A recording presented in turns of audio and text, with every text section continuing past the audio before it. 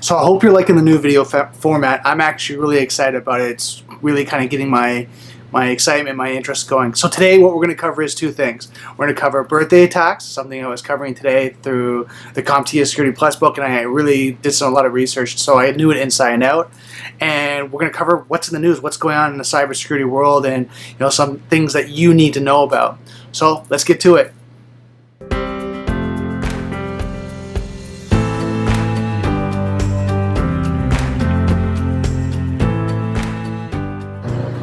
Okay, so as promised, we're going to talk about the birthday attack. And when I first looked it up and was doing some research on it and studying about it, I thought the birthday attack was more something along the lines of attacking someone on their birthday, using their birthday, something along that line. And it could be a social engineering attack where you're calling someone their birthday and wishing them happy birthday and asking for some personal information. It could be,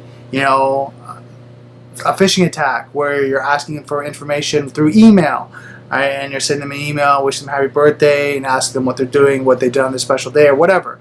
I thought it was something along that line.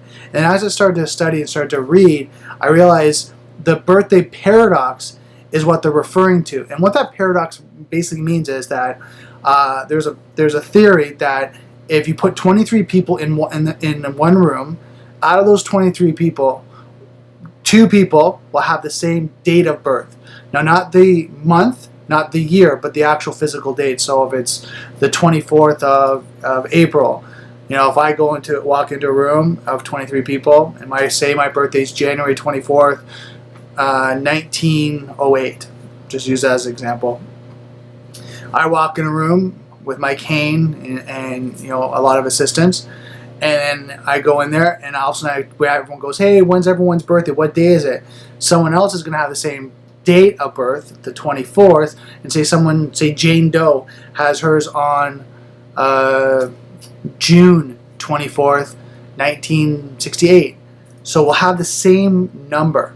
And so how this relates to the birthday paradox is that what they say is when it comes to cryptography, when you're creating a password and generating it into a hash, actually hashing it and creating cryptography, so you got numbers, so that the actual text becomes numbers.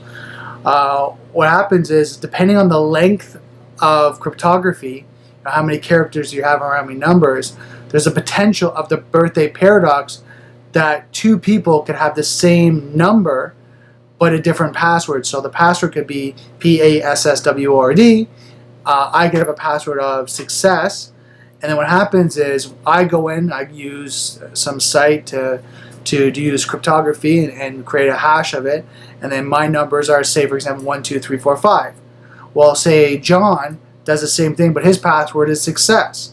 But that system, because it's 5 characters, it goes through its system and says, well, I've used a lot of the other numbers, so now in this sequence I'm going to do 1 2 3 4 5.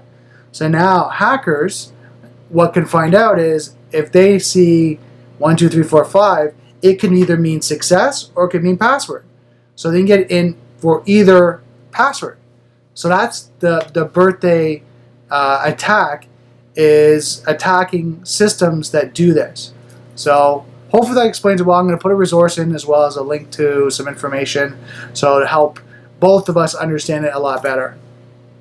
So let's get on with the news. What's going on, something I was reading today, and just give me a second, I'm just actually going to pull it up on my phone.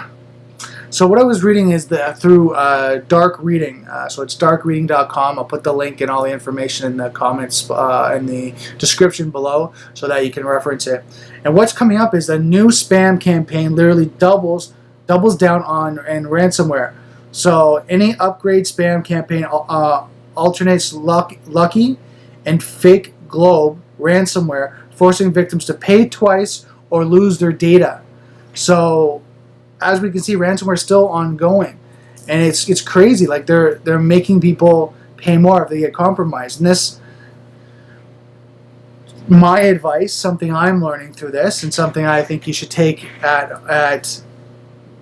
a very deep consideration is: do you back up your data? Do you have it off-site on a different system, so if you ever got compromised, you could restore? Do you have a security policy that tells you not to click on links that you don't know? You know, be careful of websites you go to. Right? Make sure that they're valid, authorized websites. What else?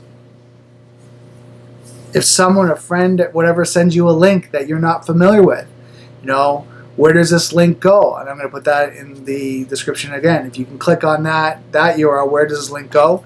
And then click on it and see, where is it taking? If it's a long string and you don't know, if it's something not like www.google.com, it's not straightforward, and there's a long string, and you're not familiar with it, I wouldn't go there. Like, unless you know this is the site. And majority of the time, there's a lot of lines of code right behind it, and it could be scripting and so forth that's, you know, calling out commands, or it could be something that's going somewhere that's calling on commands. So going to a site or a directory structure, or something along that line that's calling on commands that you might not be familiar with. So be very, very mindful, very, very careful. Now, you security experts, you guys know this, but the ones that don't, that are just kind of starting to learn or are starting to be more security aware, you know, so that self-defense I talk about. Back up your data. Back it up, back it up, back it up. I mean, you have to push that. It's so important.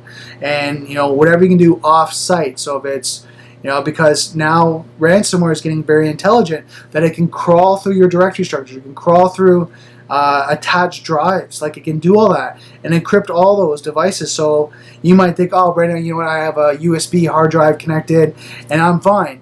And then all of a sudden this happens, and all of a sudden you look at your hard drive, you go through and go, oh my God, this sucks. And you connect your hard drive to another computer just to get the data. And one, it might be encrypted. Two, it might propagate that ransomware to now that new computer. So you got to be very, very careful. That's why, you know, have ongoing backup schedules, that you back up your data, and then maybe you do it, you know, cloud service, or maybe even do it like in a hard drive, and you unplug it. And then you have a set time that you do your backups for yourself. So whenever that is, you don't have to tell me, but you do that backup schedule for yourself, that you make sure that if you have to recover, it's not as hard. So for example, and give this, you know, some real thought, if you have to reinstall your applications, you have to reinstall the OS, you have to patch everything, yes, it's a headache, but you can recover from that. But if you have to recover from data loss, that can be very painful, right? In the sense of, if you haven't backed it up properly and you lose it, you know, say it's, you know, and we'll talk about personal documents, say it's, you know, birth certificate, you know, personal identifiable documents, let's just put it that way, let's just bunch that all up. Say it's Word documents, Excel documents, pictures of your family, kids, videos, you know, all that information, and then all of a sudden it gets encrypted or gets lost. Now it's just going to be like, oh, that's so painful. Now let's talk about, you know, organizations, companies. I mean, you got staff information, employee documents, you've got agreements, contracts, you've got, you know, maybe even confidential information where you have scripts. I'm just trying to think of documents that you might have that are very confidential. You might have trademark documents. You know, you might have projects that you're working on that are very confidential. All this information, all this data has to be secured and backed up. So when it comes to ransomware, these are the things that you need to think about. You need to really kind of strategize a plan. Is worst case scenario, you know, how do we back up everything? Make sure we have redundancy so that if it ever does happen, you can recover very efficiently. I'm not going to say easily, but efficiently, that you're up and going. It's a little bit of a headache, it's a little bit of frustration, but you're back up and going. Right? Because the worst thing that happens, you get caught in a ransomware, you know, attack, and then you're just like, what do? I have to pay. Like, there's nothing I can do.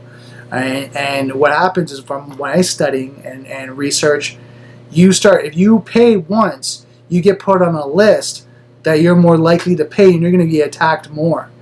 If you don't pay, and now it could be on the other side, was where they want to attack you more. So it's kind of, you can't win either way. It's just you do your best, right? You do your best to protect yourself and recover. And that's the job of security professionals, ethical hackers, is to make sure that we're trying to protect all 360 degrees of, you know, people, places, or things as we're doing our security, you know, job. And that's what I'm learning. So I know I'm talking a lot about this, but it's very important because I'm reading, as I'm reading the news articles and all that, I'm just seeing more and more how people are getting attacked, and it's just really bothersome to me. It's just because, like, oh, I feel bad for these people that have to go through this. And now they're like, oh, you know, what do we do? Like, what's our call of action? What do we do to recover? And then, you know, some people like, you know, the CEO from Equifax has just stepped down. And, you know, Time Warner just got compromised just recently. So all these people are going to like, what do we do? So this is why it's up to us, security professionals, or people learning about security in the sense of how to protect their family, their companies, you know, the people around us. You know, you're learning that you need to speak up. You need to be proactive. We need to work together. And that's my opinion going forward, is just, you know, security is a process of working together and collaborating. So that's it for today's video. I'm going to finish off there. Thank you so much for watching the new format. I'm really excited about it. It's really making me learn and challenge myself and keep getting out there. So don't forget, software is hackable, being connected is vulnerable. I'll see you next video.